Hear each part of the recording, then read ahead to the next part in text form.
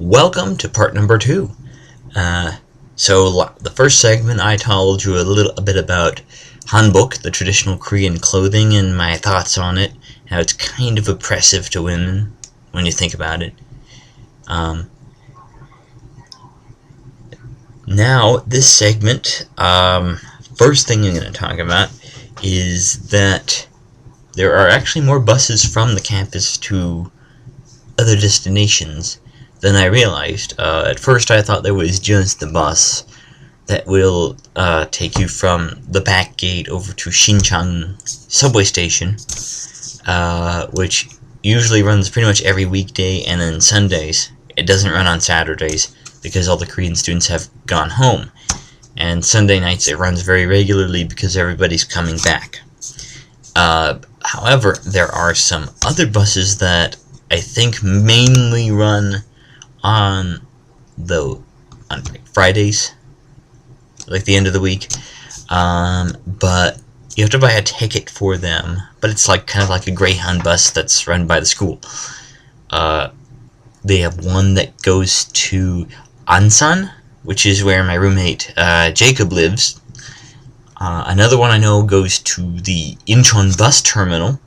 So if you're looking for a different route to get to Incheon, as long as you're going to a hotel and not the airport, you might consider that, because it'll take you directly to Incheon, and then you could get a taxi to your hotel.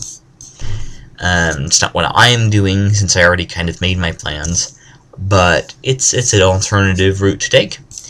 Don't know how expensive it is, but if the other similar buses in the area are any indication, trip to Incheon would probably cost you about 12 to 15,000 won, so about $12 or $15. Not too bad. Cheaper than America, of course. But then South Korea is a much smaller country than America, so go figure. The other thing that I'm going to talk about in this segment, and that'll be my last topic for this week's video blog, is this term we've had a series of international coffee hours, which basically are a way to introduce the Korean students here to various different countries and cultures that are represented in the global village.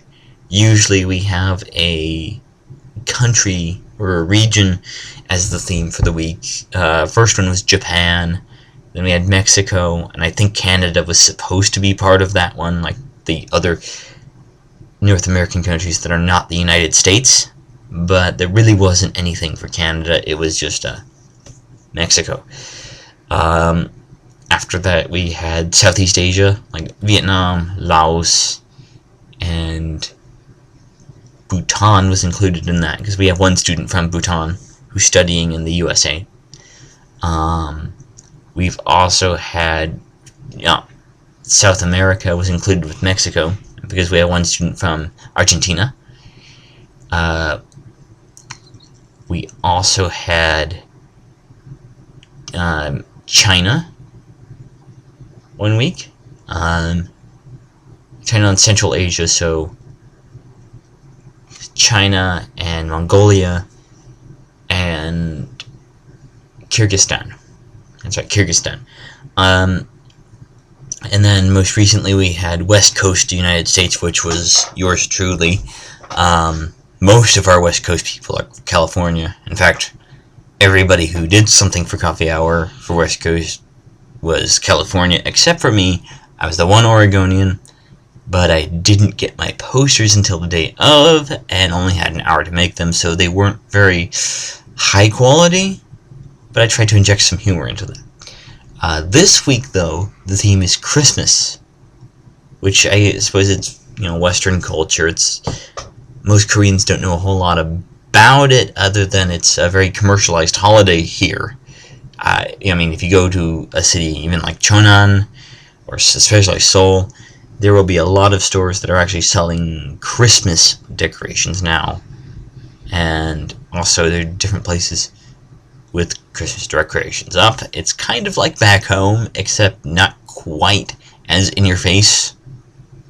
But my friend Ben here is Jewish, and he's the only Jewish guy.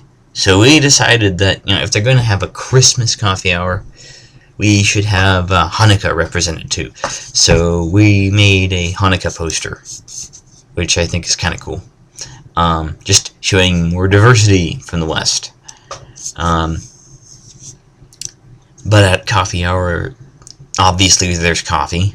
There's usually muffins or some other snack, sometimes related to the region of the week, sometimes not. And just a way to, get together with other international people, all the Koreans and such, all the Chinese people who come to, discuss what's going on, with that culture, what certain things are. Just cultural interchange, and it was set up by the elected student government, sort of. But it can be kind of fun.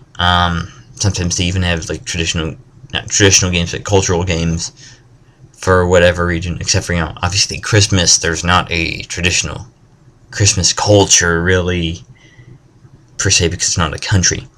But that's how that is. I don't know if they will have it next semester, but I would imagine they might. And I'm not sure where the funding comes from, if it's from the school or from the government. So if I find out, I will let you know in my text blog. Thank you for watching again this week. As always, you can send comments, questions, feedback, random words to my email address that's in the description of this video. Just 2 more videos left, or 2 more weeks of videos left, and I will see you again next week, and then the 1 week after that. And have a great week. I'm kind of rambling, but 안녕히 계세요. Bye bye.